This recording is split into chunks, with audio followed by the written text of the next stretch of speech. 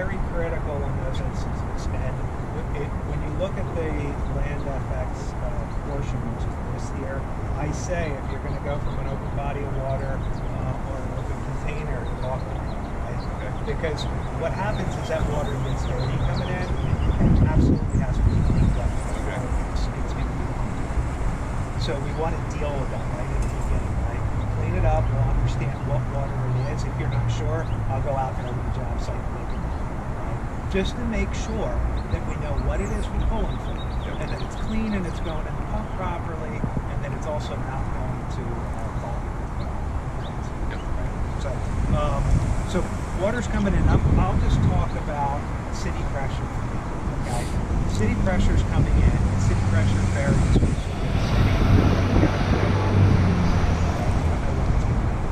It's often not accurate.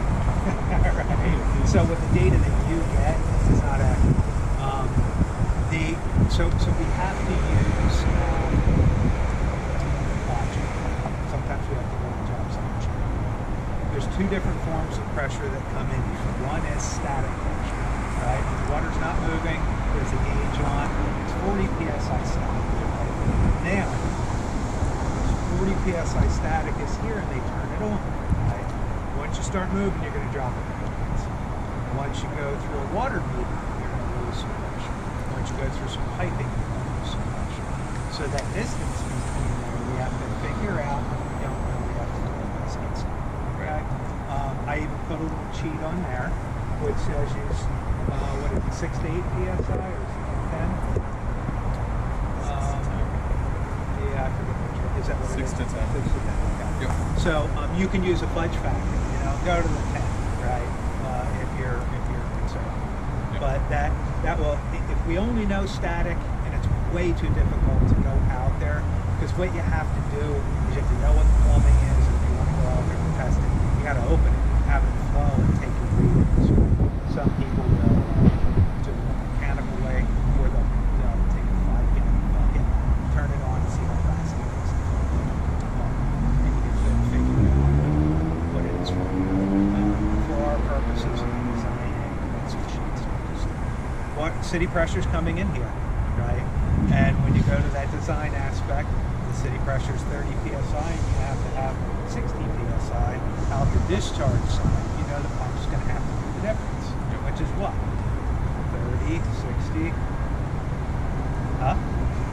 30 coming in, 60 going out. How much does the pump have to produce anyway? 30. Yes. Yeah. He said it first. Get that man up. The prizes only get better. Now, that one, because there's a Ford Bronco. Wow. We giving away cars today. We don't mess around here. Okay, so the pump, and it's what they call the boost. The pump boost is going to be 30. 30's coming in, 30 more, we get 60 out. Okay. So when the water comes in, we're going to take a reading here. Come on around here. And we have a pressure gauge right here. That lets us know physically what that looks like. 30 psi, right? That's what the nose coming in. When I go to do startups, or when any of our techs go to do startups, we're going to double check that. And that's mostly the first time we're ever going to get a legitimate dynamic pressure. Static is one thing. Dynamic is a different one. Most of these are new. Nobody's done a dynamic yet. That'll be the first time we do it. Okay? So we'll take a reading there. The water comes into the pump, comes out the discharge. We have a valve here. This is in the shut-off position now. Swing it open, it's in the open position. Here we have a flow meter. This reads the amount of flow, 8 gallons per minute. How much is flow through the pipe at any given time. Our pressure readings, that's on the suction, that's on the discharge. Expect 30 here and 60 here when it's running, right? When it's not running, we would expect 30 and not running. Excellent. Get that man a present. He gets a gift. Okay. No more car giveaways. Getting oh, never mind. Oh, no. See, now you don't have to worry about your mind running away with you. You know, that's all the stuff going Yeah. My son has massive ADD. Awesome. Okay. So we got. Don't write it. Right? Don't write it. Don't write it. I wouldn't, unless you have two of them. True. Yeah, one on each foot. Yes. Yeah. Velcro. So the way this whole thing is going to work is the water's going to come in, it's going to read 30. Now, over here it's going to read 30, right? There's a start methodology to the pump, okay?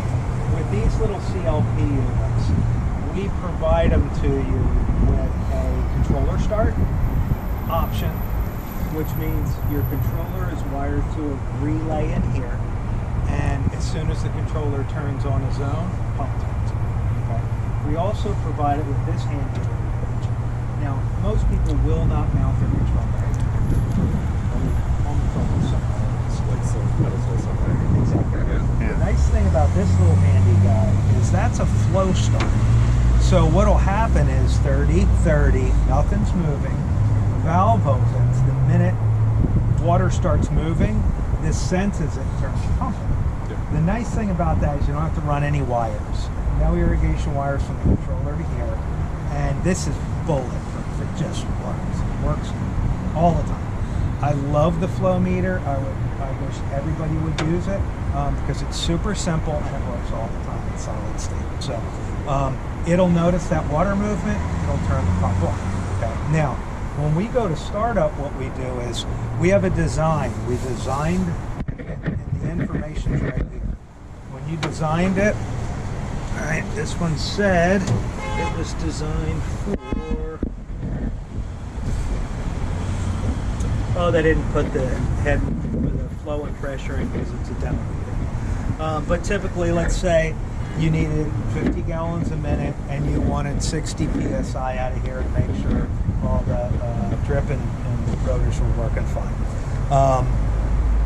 What we'll do at startup is now that 60 psi is also based on what you said is coming in, right?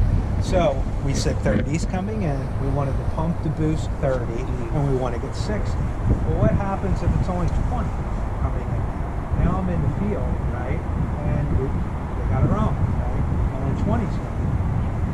When we size these, we're going to size them a little bit larger. Right? We're never going to pick a pump that's at the end of its curve.